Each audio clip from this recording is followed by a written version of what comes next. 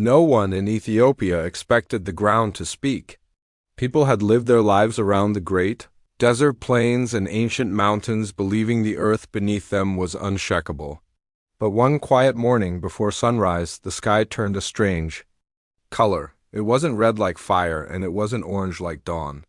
It was something in between, as if the land itself was trying to warn the people before it was too late. No one paid attention at first. They thought it was just another morning, another normal day. But the volcano wasn't waking up by accident. It was trying to send a message Africa had ignored for far too long. The story begins with a young man named Beckel, a university student who loved studying earth science. He had always been curious about the cracks forming in different regions across East Africa. His professors taught him about the African Rift, a place where the continent was slowly tearing apart. Most people thought it would take millions of years for anything noticeable to happen, but Beckel believed something was changing faster than expected. When the strange sunrise happened, he felt a chill run down his spine. It wasn't fear, it was recognition. Something he had studied for years was finally becoming real. Beckel lived in a small town not far from the Eruption volcano, one of the hottest places on Earth. People in his village had mixed feelings about the volcano. Some feared it. Others respected it like a living being. It had erupted many times before, but never with a warning like this one. The sky glowed for almost an hour that day. Birds didn't leave their nests. Cattle refused to move. Even the wind seemed to pause. These signs were enough for Beckel to start asking questions. He visited an old man named Tisfay, a shepherd who had lived near the volcano his entire life. Tisfay believed nature always speaks before danger. He told Beckel that the color of the sky reminded him of the year when the land shook so violently that houses cracked open. Back then, people didn't understand what was happening. Now Tisfay feared the same thing was returning. Beckel listened carefully and realized the warning was not about an eruption alone. It was about something much bigger. Later that day, Beckel received a message from one of his professors asking for urgent help. Minor tremors were spreading across different parts of the Rift Valley. Some were strong enough to make water spill from containers or shake windows. Scientists believed the plates beneath Africa were moving faster than before. Beckel immediately traveled to the research center where he saw maps, charts, and satellite images showing new cracks and glowing heat zones. The volcano was heating up, the land around it was stretching. It was becoming clear that the ground wasn't just shifting. It was preparing for something powerful. The professor told Beckel that if the volcano erupted alongside the shifting plates, the damage could spread far beyond Ethiopia. It could affect neighboring countries, break roads, destroy farms, and even split the land deeper. This wasn't just a natural event, it could change Africa's future. Beckel felt the weight of responsibility pressing on him. He knew millions of people had no idea what was coming. In the evening, as the sun set behind the mountains, Beckel joined a group of local villagers who gathered around small fires to discuss the strange sky. Some believed it was a spiritual sign. Others feared a disaster, but one thing united them: everyone felt uneasy. Beckel spoke to them gently, explaining what the scientists had discovered. He didn't want to scare anyone. He wanted them to be prepared. When he mentioned the possibility of a major eruption, the people looked at each other nervously. Then a young mother asked him what they must do. Beckel paused because even he didn't know all the answers. But he promised he would not let the warning go unnoticed. That night, Beckel couldn't sleep. The earth rumbled softly again and again like a giant breathing under the soil. In the distance, he could see a faint red glow rising from the volcano. It wasn't erupting yet, but it was definitely waking up. Beckel realized that what scared him most was not the fire, but the silence of the world. No government announcements. No urgent broadcasts, no large-scale preparations. Africa had been ignoring the truth about the rift for too long. So many cracks had opened over the years, yet people continued to build homes and roads without considering the shifting land beneath them. Beckel knew the continent would pay the price if it didn't listen now. The next morning he decided to take action. He recorded videos, wrote reports, and contacted local authorities urging them to alert nearby towns. Some listened. Some ignored him. They thought he was exaggerating. But Beckel refused to give up. He even considered hiking closer to the volcano to collect evidence. It was dangerous, but he believed that if he captured the signs early, he could convince more people to pay attention. Before he left, Tesfaye approached him with a concerned look. The old man warned Beckel that the volcano was not like before. It was angrier. The animals sensed it. The ground pulsed like a drumbeat. Tesfaye placed his hand on Beckel's shoulder and told him to be careful. Beckel nodded, but his determination grew stronger. He felt like fate had placed him at the center of this moment. As Beckel began his journey toward the volcano, he couldn't shake a strange feeling in his chest. It was as if something larger than life was guiding him. The wind grew stronger. The ground felt warm under his feet. And suddenly he understood something with absolute clarity. This volcano wasn't just fire. It wasn't just smoke. It was a warning. A message to Africa that the time of ignoring nature was over. The continent was splitting faster than anyone had expected, and if people didn't pay attention, the next event might be far worse than an eruption. What Beckel discovered when he reached the base of the volcano would change everything. It would confirm his greatest fear and reveal a truth the world was not ready to accept.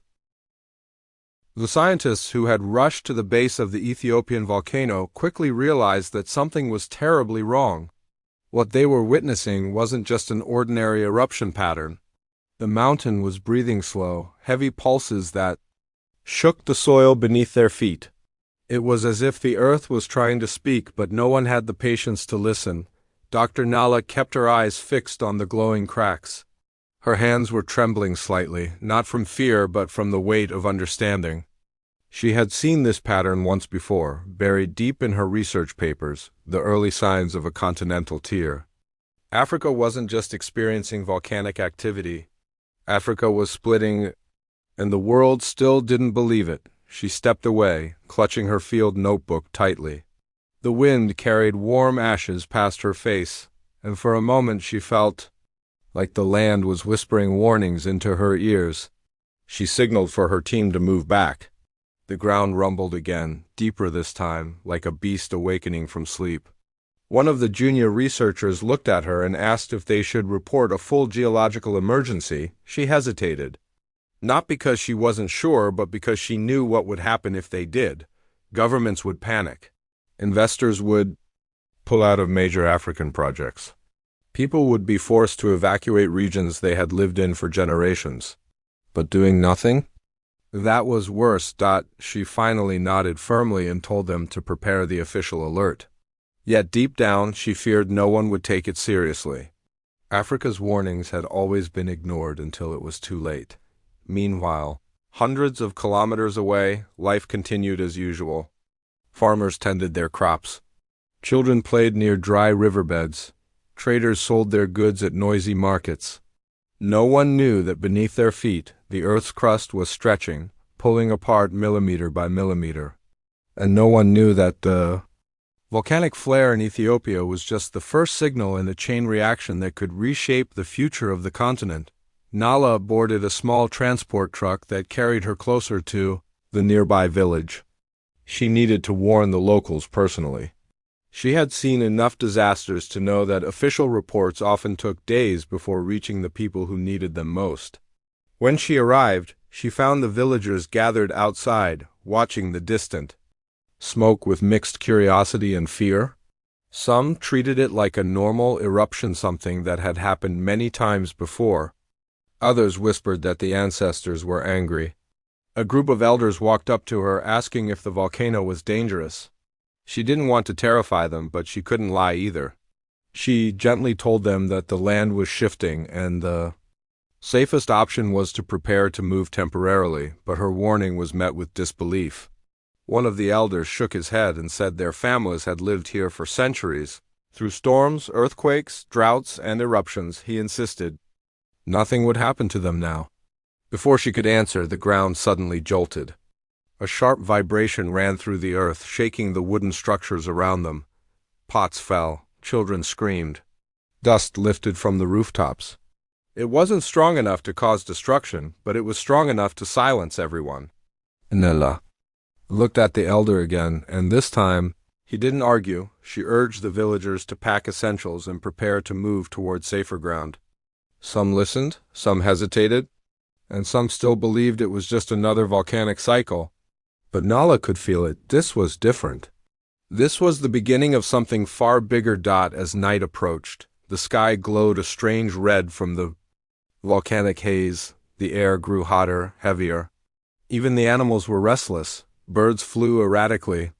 Goats refused to stay tethered. Dogs barked toward the horizon, sensing danger long before humans did. The entire environment felt tense. Like the calm before a devastating storm, Nala sat by the fire with a few villagers, explaining as simply as she could that Africa was slowly tearing into two giant pieces, a process that could take millions of years, but one that was speeding up in dangerous ways. She told them about the cracks opening in Kenya, the shifting plates in Tanzania, the earthquake clusters that had increased over the years. She explained that the Ethiopian volcano wasn't acting alone. It was part of a massive system known as the East African Rift, and if this rift didn't slow down, the effects could change coastlines, swallow towns, and create new oceans. The villagers listened with wide eyes. Some were shocked, some were confused, but all were scared. And that fear created a hook that pulled them closer to the truth. The truth humanity had ignored for too long. As the fire crackled, one young girl asked Nala if the continent would break apart tomorrow. Nala smiled gently and told her no, it wouldn't be tomorrow. But the early signs could still cause destruction now. Sinkholes, ground collapses, lava fissures, sudden quakes. That was what they needed to prepare for. Suddenly, a loud crack echoed across the valley. Everyone stood up instantly. A long, glowing fissure had opened farther up the slope. Lava wasn't flowing yet, but the light inside the crack was bright enough to reflect off the clouds. The ground shuddered again, this time harder. Some huts collapsed. People ran toward open ground. Mothers grabbed their children. Men tried to calm the animals. Chaos spread quickly, but Nala shouted instructions, guiding them toward a safer path leading away from the unstable zone. The villagers followed her, some crying, some praying, some too shocked to speak. She kept urging them to move faster. The rumbling grew louder behind them. The heat intensified. And as they reached higher ground, they turned back and saw something none of them would ever forget: a massive plume of fire rising from the volcano, followed by a wave of glowing embers rolling across the valley floor. The eruption had begun. Nala stared at the scene with a sinking heart. Not because of the eruption itself, but because she knew this was only the beginning. Africa was changing. The land was rewriting itself. And if the world didn't wake up soon, the warnings written in fire would become disasters written in history. She whispered under her breath, "How many more signs will it take before they understand?" The answer, she feared, would come sooner than anyone expected. The aftermath of the volcanic eruptions became more than just a story of lava and fire. It was the beginning of a stark realization for the communities living near the Rift Valley. The ground, which had once been fertile and bountiful, now bore the scars of molten rock and ash. Villages that had relied on agriculture for generations found their crops destroyed, their fields covered in layers of volcanic debris. The air was thick with a haze that carried not only the smell of sulfur but also the fear of what was yet to come. People who had lived there all their lives, who had seen minor tremors and small eruptions, now faced the raw, unstoppable power of the earth. Many residents began to notice unusual changes in the land weeks before the major eruption. Fissures were appearing along roads and in fields, small columns of steam rising from cracks that seemed to grow longer each day. Livestock became restless, sensing some danger that humans struggled to understand. Local leaders and elders warned the communities to prepare, to evacuate if possible, but most dismissed the signs as exaggerated. Africa had endured volcanic activity before, and many believed this too would pass without major impact. This complacency would prove costly. Scientists had been monitoring the region. sending warnings that a major eruption could trigger not only local destruction, but have far-reaching geological consequences. They noted the rapid movements of tectonic plates along the East African Rift, emphasizing that the volcano was not just a singular event but part of a larger, ongoing continental split. Satellite imagery showed new fissures forming, volcanic gases intensifying, and the ground swelling as magma collected beneath the surface. Yet these warnings struggled to reach the people who needed them most. Bureaucracy, lack of resources, and sometimes disbelief slowed the dissemination of urgent information. The lesson was becoming painfully clear. Ignoring natural warning signs in such a volatile region could no longer be an option. As the eruption intensified, ash clouds rose high into the sky, blotting out sunlight and darkening the day. The wind carried ash for hundreds of kilometers, affecting nearby cities and towns. Transportation ground to a halt as airports closed, roads became slippery and dangerous, and emergency services scrambled to reach affected areas. For the residents who remained, panic set in. Families hurriedly packed what they could, children crying as the ground shook beneath them. The elderly and infirm struggled to escape the worst-hit areas, and countless people were left exposed to toxic gases and falling debris. The human cost was immediate, and yet it was just the beginning. Amid this chaos, stories of heroism and resilience began to emerge. People risked their lives to rescue neighbors trapped by collapsing structures. Local volunteers and international aid workers coordinated to provide food, water, and shelter to those displaced. Schools, hospitals, and community centers became temporary shelters filled with those who had lost everything in a matter of hours. Yet, even as humans demonstrated courage, the eruption reminded everyone of nature's overwhelming power. The cracks in the earth grew deeper, and scientists warned that the eruption could continue for weeks, potentially altering the landscape permanently. One of the most frightening revelations came from geologists who had studied the Rift Valley for decades. They pointed out that the current eruption could trigger further seismic events, including earthquakes and additional volcanic activity in neighboring regions. This was not just a local disaster, it had the potential to affect millions across East Africa. Rivers of lava could destroy more villages, and ash clouds could impact agriculture, climate, and water supplies for entire regions. The volcano was not acting in isolation. It was part of a much larger geological warning. One that Africa had largely ignored for too long. Communities began to realize that preparation and early response were critical. Evacuation plans, emergency protocols, and disaster management systems were being implemented in real time, often under extreme pressure. Social media and local broadcasts became crucial tools to alert people about new lava flows, ash clouds, and areas to avoid. Many residents who had previously dismissed the warnings were now relying on this information to survive. The eruption forced a collective awakening. Nature would not wait, and the cost of ignoring its signals could be catastrophic. International organizations stepped in to assist, sending rescue teams, medical aid, and resources to affected communities. Satellite monitoring, aerial surveys, and ground assessments became essential for understanding the evolving situation. Scientists continued to stress that this was not an isolated incident. The Rift Valley was a region of active geological transformation, where the African continent itself was slowly being pulled apart. What was happening in Ethiopia was a dramatic illustration of these forces and the potential for future eruptions. Earthquakes and environmental upheaval was real and ongoing.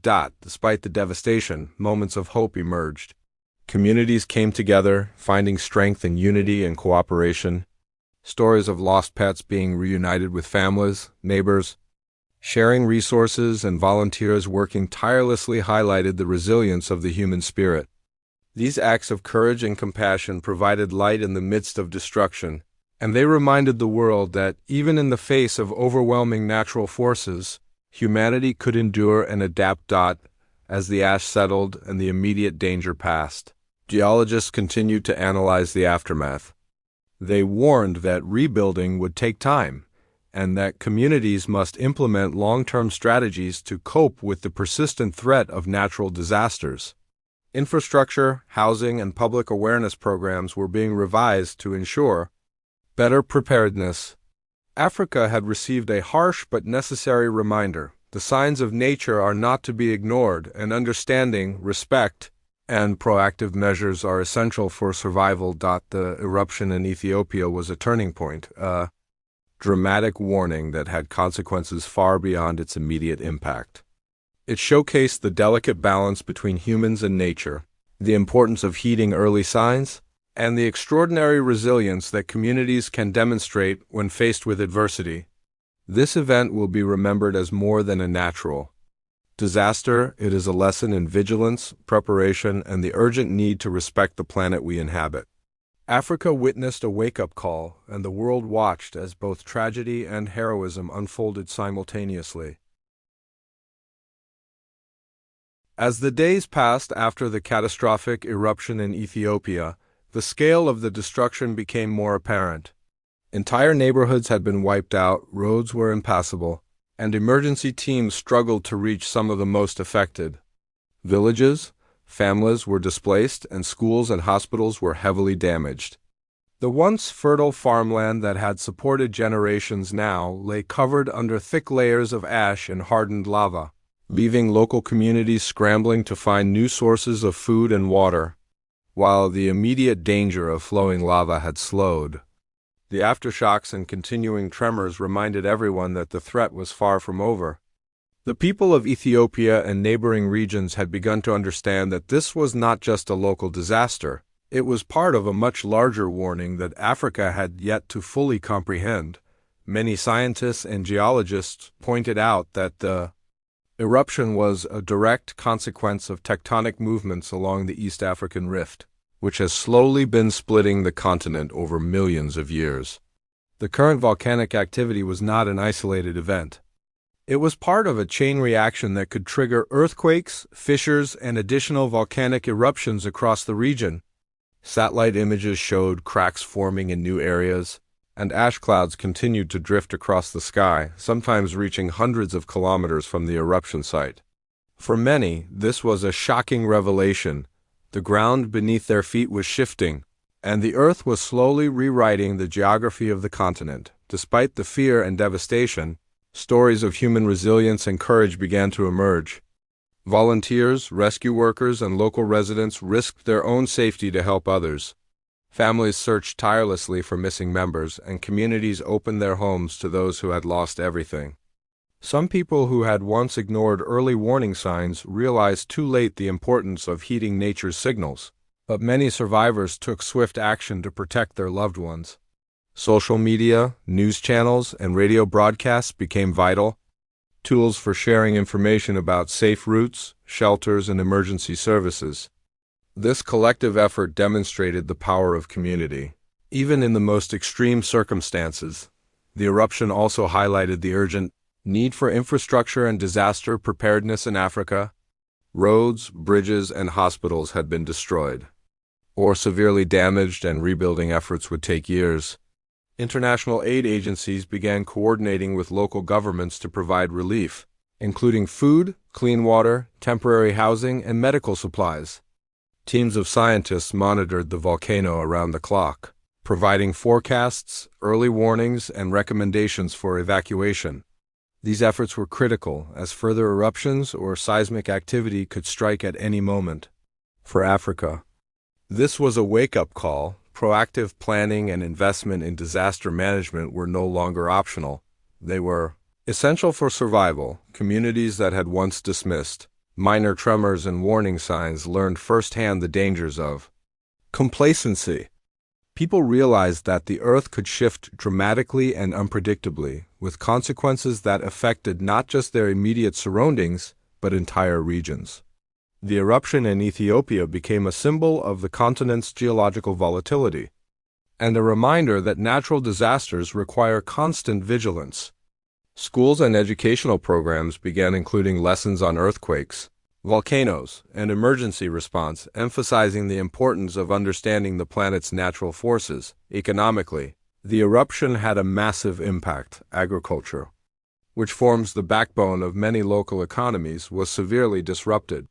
Livestock perished under falling ash, crops were destroyed, and fertile soil became unproductive. Markets closed and transportation of goods was delayed or impossible in some areas. Yet even in the face of these challenges, communities showed remarkable resilience. People adapted to new conditions, seeking alternative livelihoods and using innovative methods to restore their fields. Human ingenuity and the will to survive became as important as scientific knowledge in overcoming the disaster. As the world watched, Africa's geological drama also drew attention to the broader issue of climate and environmental change. Scientists warned that while tectonic movements were natural, human activity could exacerbate the effects of such disasters. Deforestation, urban expansion, and mismanagement of natural resources could increase vulnerability. The Ethiopian eruption became a case study for the importance of combining scientific understanding with responsible stewardship of the environment. Governments, NGOs, and local leaders began discussions about long-term strategies to mitigate risk, including early warning systems, evacuation plans, and sustainable development practices. Despite the destruction, hope and human spirit shone brightly. People shared resources, rebuilt homes, and cared for the injured and displaced. Children returned to temporary schools, and communities worked together to clear debris and restore basic infrastructure. Volunteers from across Africa and around the world offered support, sending medical aid, food supplies, and expertise. These collaborative efforts reminded everyone that even in the face of the most destructive natural events, humanity could unite and respond with courage and compassion. By the end of the recovery phase, Ethiopia had endured one of the most dramatic volcanic events in recent history, but the lessons it offered would resonate far beyond the affected region. Africa had been warned, and the message was clear. The planet is alive and constantly changing, and ignoring its signs can have devastating consequences. Governments, scientists, and citizens now understood the importance of preparation, vigilance, and immediate response to natural hazards. The eruption in Ethiopia was not just a geological event. It was a story of resilience, courage, and awakening. It highlighted the fragile balance between human life and nature, showing that survival requires awareness, respect, and proactive measures. Communities that came together during this disaster demonstrated the power of unity, compassion, and determination. The world witnessed not only destruction but the incredible capacity of humans to adapt, rebuild, and learn from nature's most powerful warnings. As the clouds of ash finally began to settle, the people of Ethiopia and neighboring regions faced a long road to recovery. The landscape would never be the same, but the lessons learned and the efforts made to survive and rebuild would shape the future of the region for generations. Africa had faced one of nature's starkest warnings, and those who survived understood that vigilance, preparation, and resilience were the keys to enduring the challenges ahead. The story of this eruption would remain etched in history, a testament to the power of the earth and the unwavering spirit of those who lived through it.